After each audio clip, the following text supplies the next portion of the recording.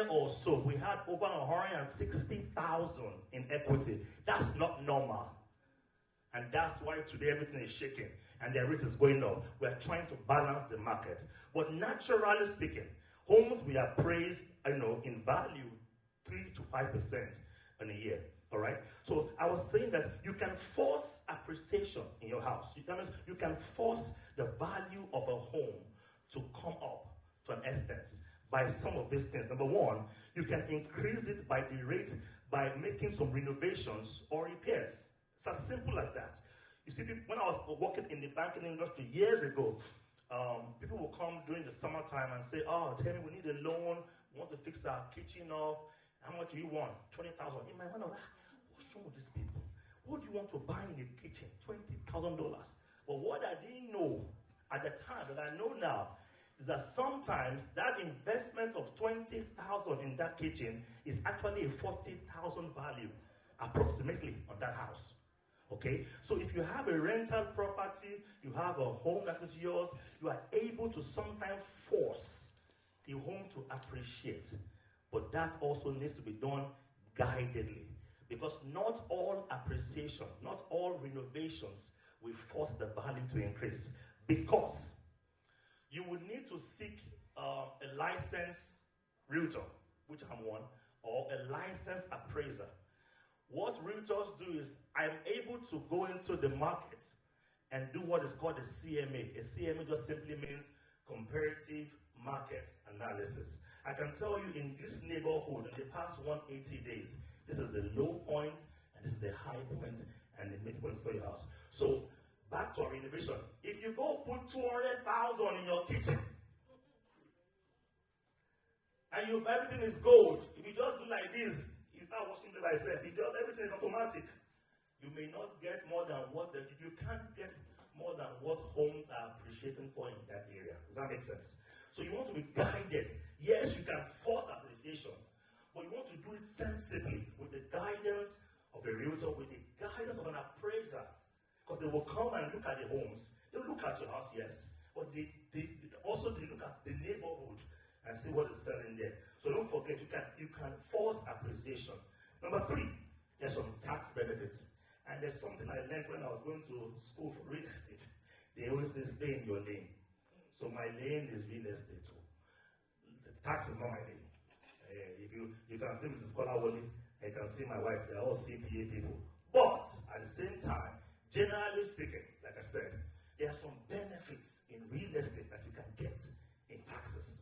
So investors in real estate are able to take advantage of many write-offs on their taxes. Again, like I said, check with your CPA. Yeah, one is in my house. Check with them. All right? So generally, things like your mortgage interest, your origination points paid on the loan, maintenances on your rental property, depreciation on rentals, those things are being able to be write-off with sense. I know that to an extent, you can spread out your depreciation for about 27 years on rentals. You can do all that good stuff. So when you see people like Donald Trump say they didn't pay any money, brother Niyi is going to shoot me. He doesn't like Donald Trump. I don't know why. And that's my big daddy. But that's okay. He doesn't like him either. Let's leave our lives away and let's talk about business for a second. All right? So I was talking to brother Muiwa and Deacon, I think it was on Thursday, and we're speaking about there are some legal loopholes in our government that some very, very brilliant people are taking advantage of. It may not look morally okay, but they are not wrong. They are legal loopholes. Okay, anyway, that's one time. Won't do that. Okay, number 4 benefits. So again, number 1, we said that the reason for real estate, number 1, you can leverage on your investment, okay? You can force appreciation. You can take tax benefits.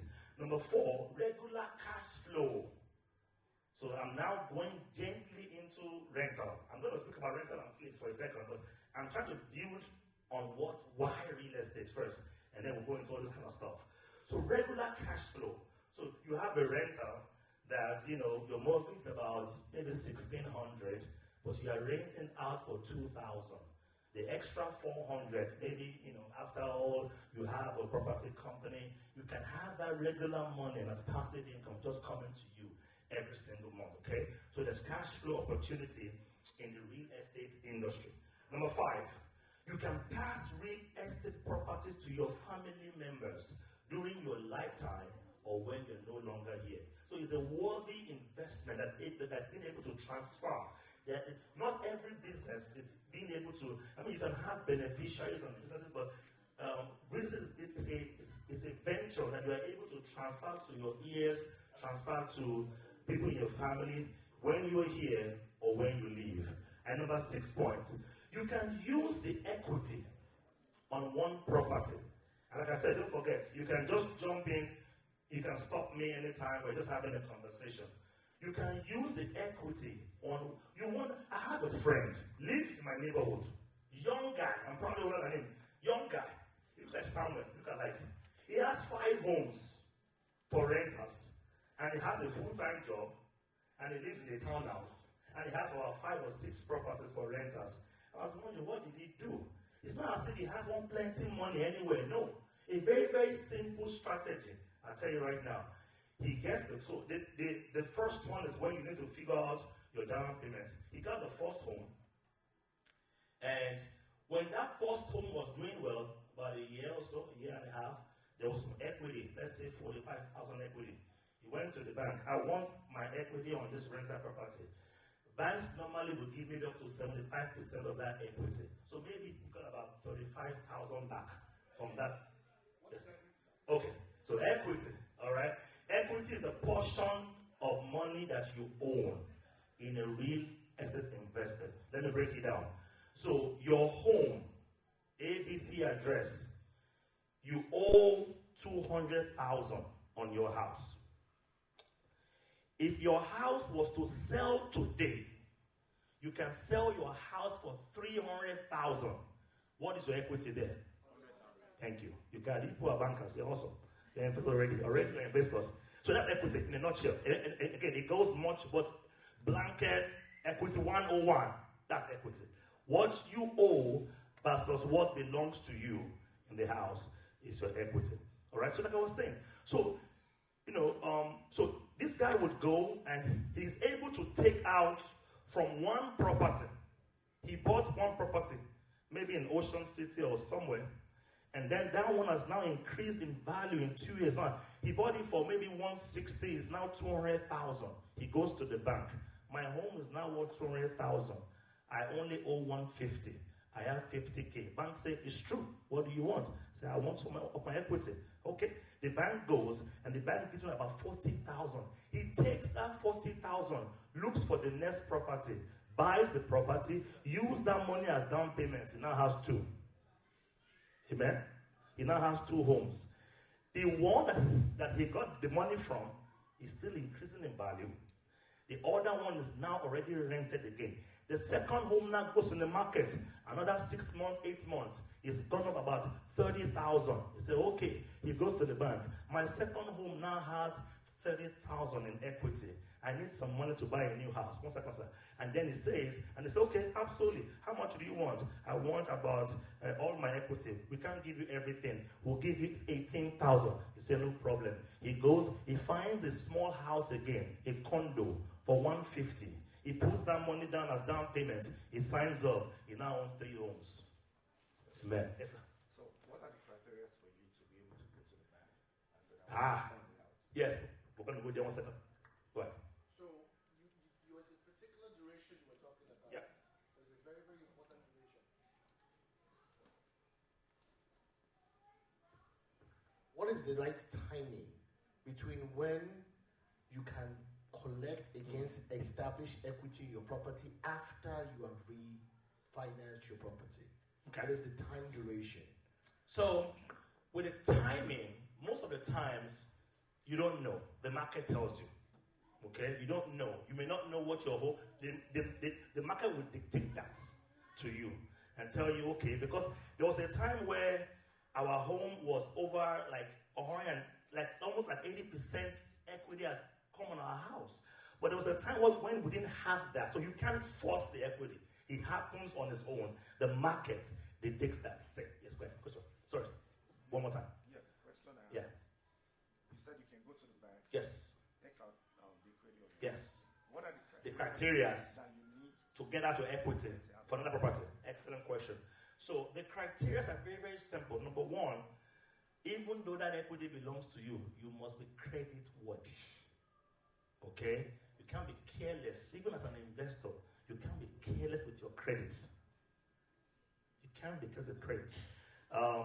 And a little story around that is, because of my background, in doing this a lot for over a decade in the bank and helping people just, I got so used and to understand how credit works.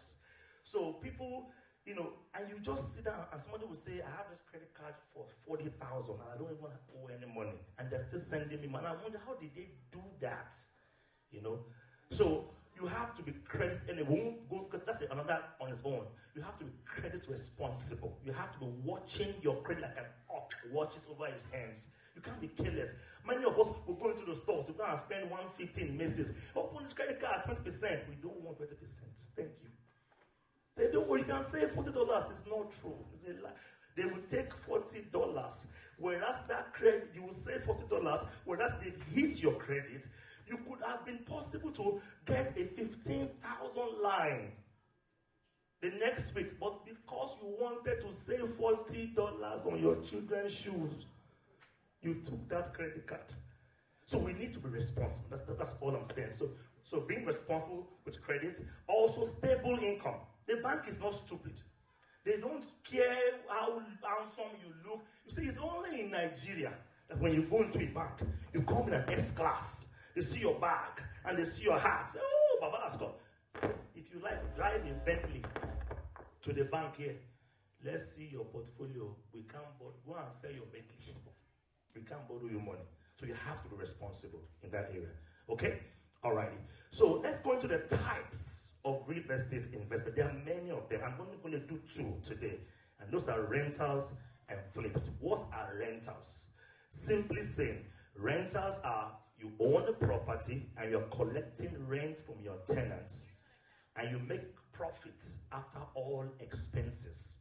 So you own a home, very, very simple. You own a house, you find somebody to rent it, they are paying you. As they pay you rent, you pay your mortgage, you pay for whatever agreement you have. Maybe the guy should be doing water or bills, and then you keep a profit. All right? So I said here that renters fall, in my opinion, under long-term investments in real estate. Okay? Because of the amount of time it takes in accumulating wealth through a renter. It falls as a long-term investment. All right? Again, conservative, less volatile compared to other engines out there for investment. Number two, bear in mind that the profit may be little, but you would enjoy the natural appreciation of real estate. You will enjoy the equity again to buy other properties. You will enjoy the tax benefits with depreciation and renovation. Okay? So that's just rental high level in a short sense. Now, how do we source for money? Okay? How do we source for funds to begin a rental investment property in America? How do we source for money? Number one, many of us are primary homeowners, and I've said it before. Many of us are sitting on cash, and we're just looking, say, with some 5 years, I've paid 5 years now. 25 years time, I'll pay this house off. And I'm like, what is wrong with your mind? We shouldn't be thinking like that, okay? Because you are sitting on, every home in America is an investment. Every home, whether it's a 2-bedroom or it's a 6-bedroom, every home in the U.S. is there are things that people know that we don't know. And they're leveraging and they're doing well with those things. But because we don't know, information is key. So how do you source for funds to begin a rental investment? Number one, I said, the equity from your primary home. We're all, 95% of everyone sitting here owns their own house. Praise God for that. It's not the case in many places. Okay? So the equity from your primary home, everyone that I know personally that have begun this, began like that. They began from, okay, my home is worth 500,000. I only own 250. My goodness, I have $250,000 that I can borrow from the bank. And they go into that. They don't even need all that money. They only need about 35 or 45K to go buy a new house. So the equity in your primary home right now is a source of fund to begin a rental investment if you so choose, if you so will. All right? Number 2, you are able to borrow from yourself through your 401k. I know a man, Africa. He used to live in Frederick, no longer here. He said, Tope me my 401k, I don't know what my 401k is doing. Man, I've taken the money, I've gone to Nigeria, I've built like 6 flats, renting it out. Smart man. Because we're losing money. When Niyi comes, they tell you, the 401, he does his own 401k. I've never seen a man like this man. He does his own 401k himself. He puts, because the 401k takes your money and put it in the market for you. They are doing it, so you have no control. Today you are 2%, tomorrow you are minus 16%. No control. And it says for retirement. What will that money be in 30 years? We don't know. But it's what you can do. By law, you are able to take money from your 401k for residential needs. You are able to take money from that to use. Many people have very, very robust 401k, 60,000, 80,000, 100,000. So you are able, if you so choose, you've done your homework and say, I want to be a rental person also. I want to begin with one. I don't have the money, but I have 401k. I don't want to use my equity, but I have 401k. And guess what? When you borrow from 401k, you are paying yourself back with interest. Hello? When you borrow from your 401k, you are paying yourself back with interest. So the money is going back into your 401k. Okay, everything I'm telling you, I've done before. Praise the Lord. Number C, personal savings. Again, source to start your rental investment. If you have many people, when I was doing my MBA, there's something that they call time value of money. Do you know that what $10 could buy now, it wasn't the case last 2 years. So if you are still in the mentality of, let me just be looking at the money, you are not the wisest. Sorry, I say it respectfully. When it comes to money. Because your money does not, and my mother, where's mom? Is she here? Mommy is someone that you give her pocket money for food. And she goes to go and buy land in Nigeria. Because the money, when you go to Costco 2 times, is finished. Okay. So let's not forget, you can use personal, don't sit on that cash. You got that big money from tax returns. You did something, a big work bonus. They gave you something, profit sharing. Actually, whatever you did, that you have this cash, don't sit on it. That could be a source of funds for a rental investment. Number 4, the source of funds. You can liquidate, and I call it, I'm talking to myself, I call them liability properties, like cars. Brother Wale is here looking at me. You can liquidate your liability like cars to do an asset type of investments. The moment, you see, Apostle Selman, he said that, be careful of taking advice from someone that has never failed before. He said they are too innocent to lead you. And you know why I said that now. So about in 2014, I wanted to buy a new car. What I wanted was the Toyota Highlander that just came out there in 2014, brand new. But when I went to the dealer, so this money is plenty. I can't afford this car. I said, let me just buy the Camry. It's the same year, it's also brand new. But I really, really wanted the Highlander, but I didn't have the money. So you know what, I'll buy the Camry. 2014, brand new, 0 miles. So I went to the dealer, got the 2014 Camry. Boom. It was nice. I took it to go and do tinting. It was it was beautiful. And then in 2 months, I don't like the car anymore. So I really want the Highlander. And then I went back 2 months, about 2 months. I went back to the dealer. I said, I want to trade in this car to buy, and I lost 7,000. All right. So they took my 7,000 and they took the car. They took my deficit, they put it on my new Highlander. My new one was supposed to be about 40,000. It became 47 overnight. So when I say I've learned from the school of hard knocks, trust me, I have. Okay, so you can liquidate those kind of assets to do real estate. So like some people have, even your Rolex watches, they're like $10,000, $15K. You can liquidate those to begin something of this nature. And number 5, this one I'm going to say very carefully. Yes. You sell them. You can sell those things. You can look for, and look for this. I prefer the direct markets when it comes to like vehicle. I prefer, I don't like the dealers sometimes. Sometimes I don't, I've sold to dealers before. They give me cash for vehicles. But I prefer my one-on-one. Sometimes I even come to Nigeria and they give me cash. Yes. You use the example of like Rolexes and things like that. A lot of us have good taste, but there's a platform called hot culture or hot culture. They sell those nice things. So your Coach bags, your Rolex, you will give it to them, they will sell it for you, and you will get a real value for it. Because those things maintain their value. Yes. There was an investment I made for my wife in 2015 when I took a new job global. That bag today still has the same value as when I bought it originally. So it's something she can take and go and sell. Yeah. And it has that value. Now there was a time period, and there's something he said, being aware of time.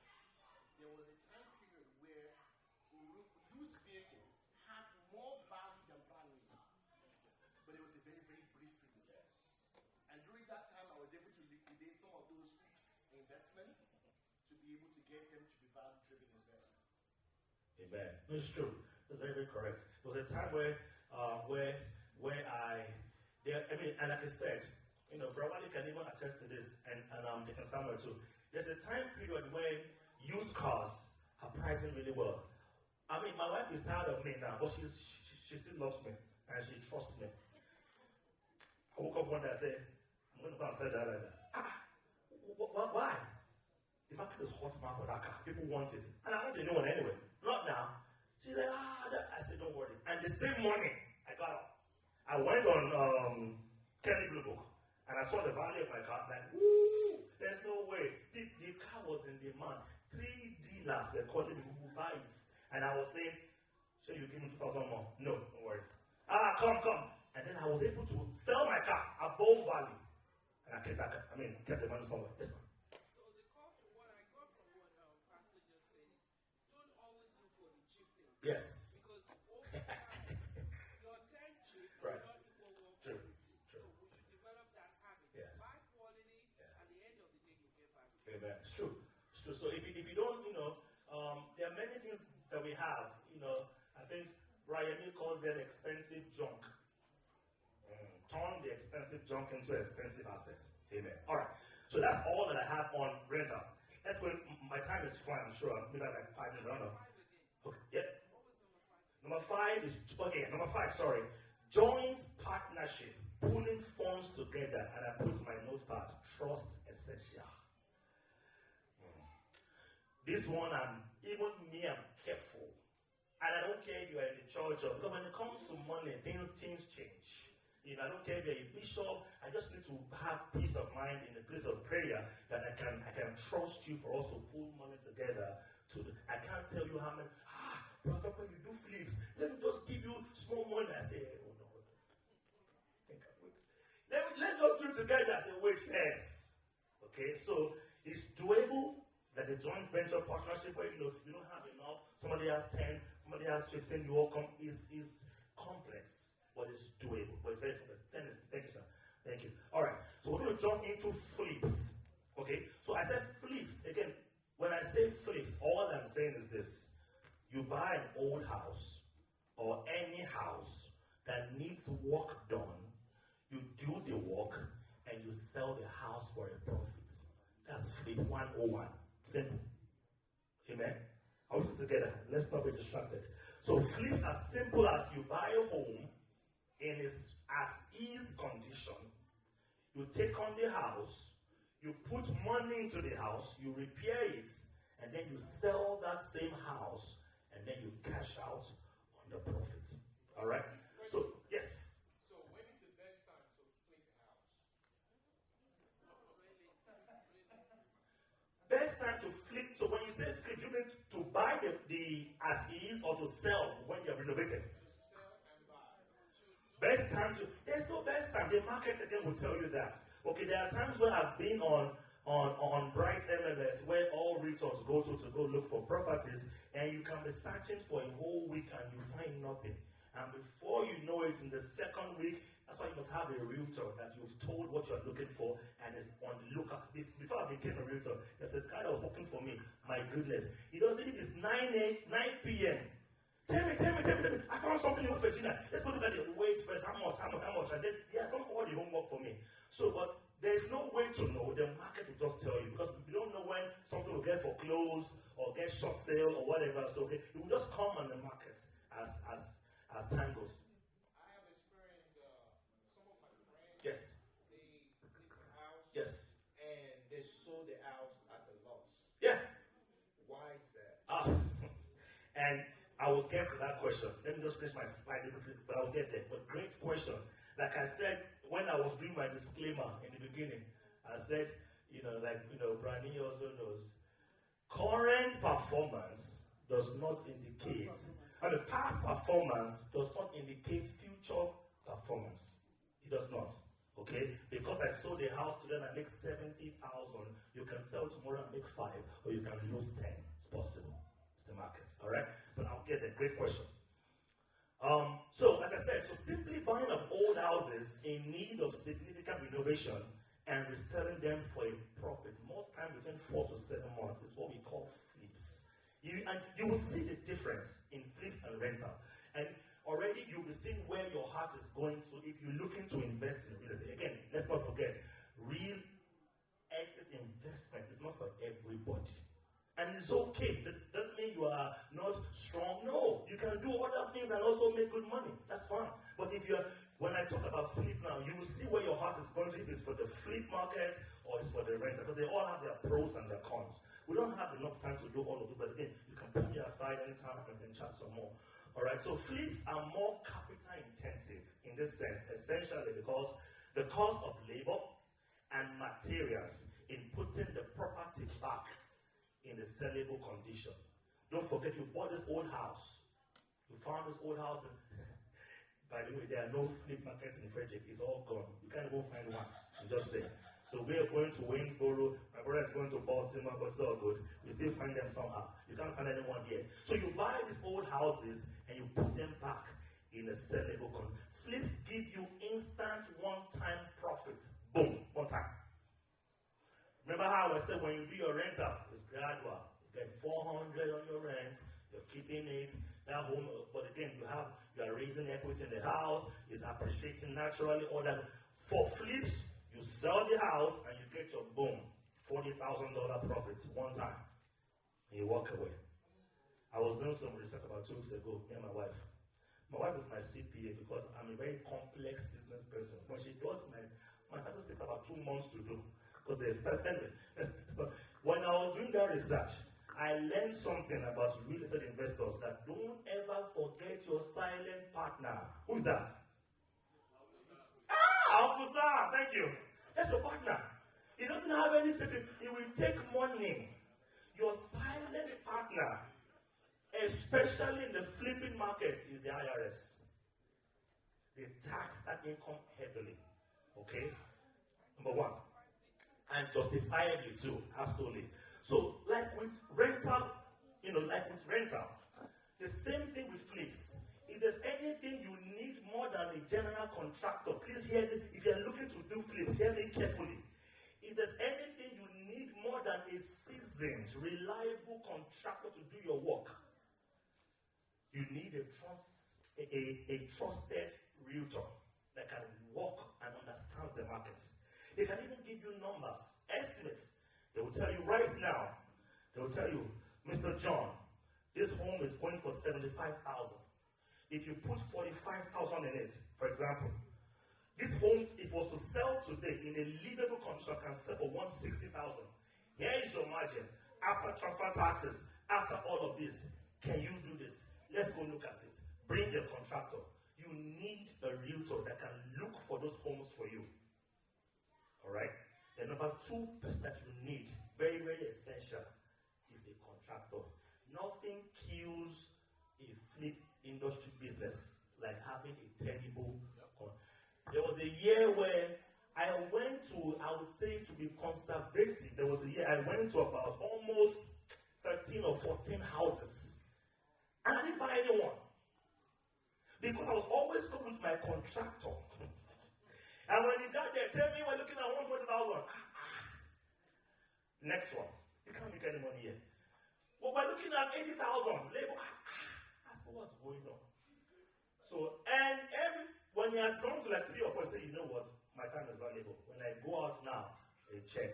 If you buy the house, I'll give you a rebate when I do the work. But my time is not valuable. So I wait, and I have to just stop and say, this is not making any sense. This guy is killing me. And then in God, again, I can't take any credits with the person I'm using to work now. The guy that God brought my way. When you've seen the bad and you see the good, you can always tell the difference. So I just say that to say that you need a general contractor that is trustworthy, that is just good, licensed, of course. Okay? All right.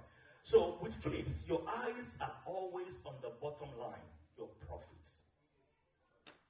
That's why my brother says somebody lost in the flip market.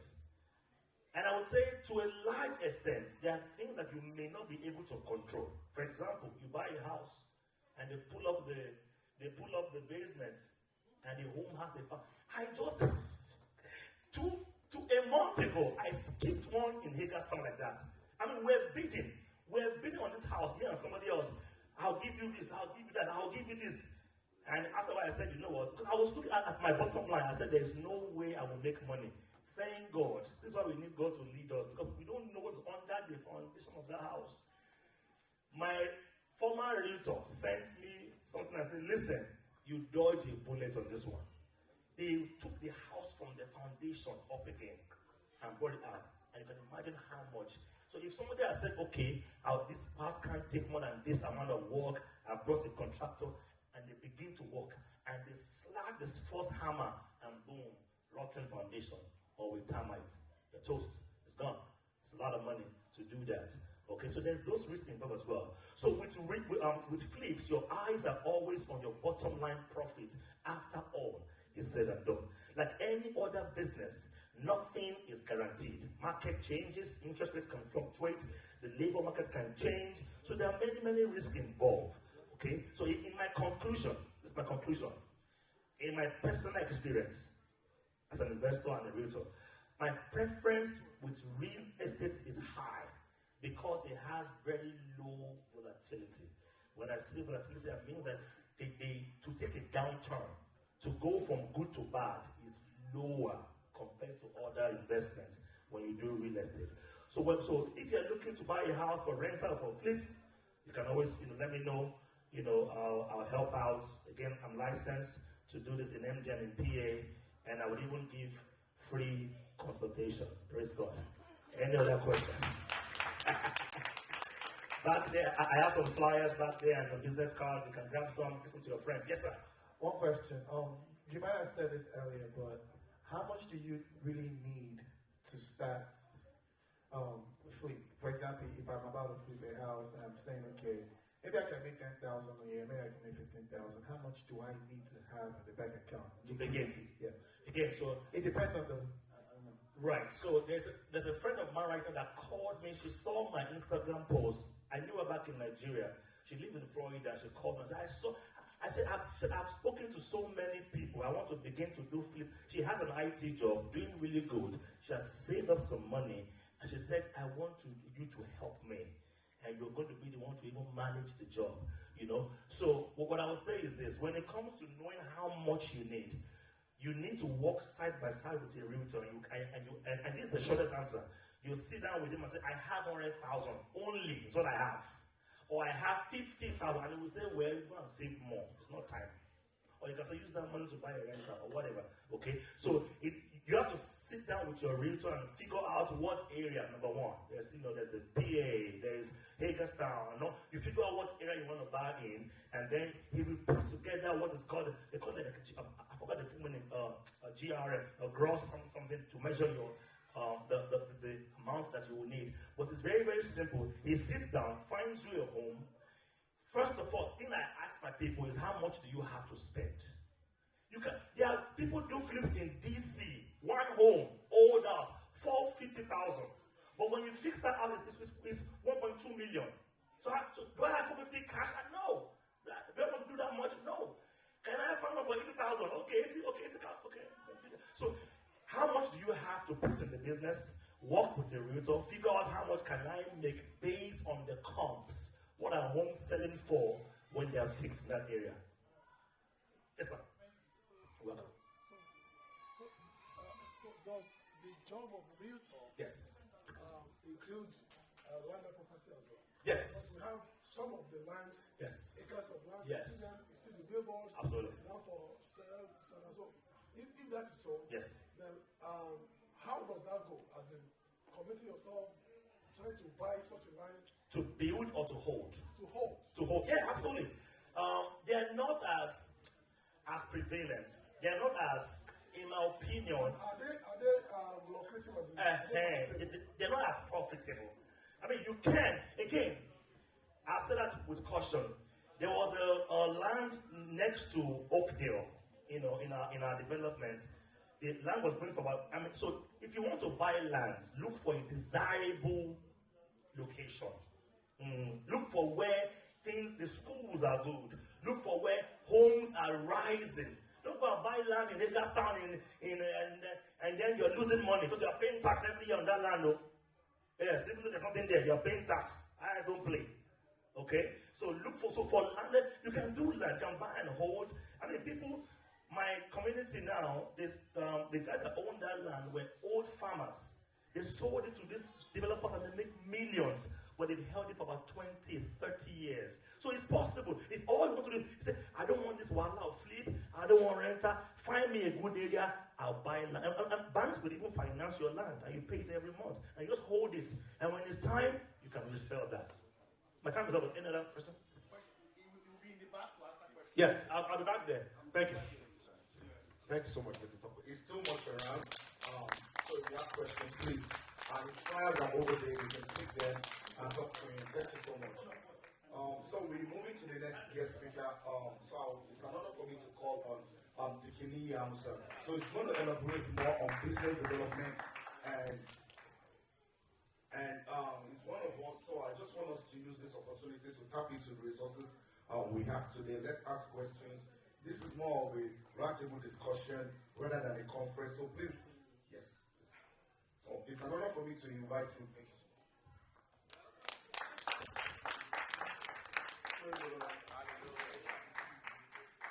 I'm not sure what I'm going to say here. Tope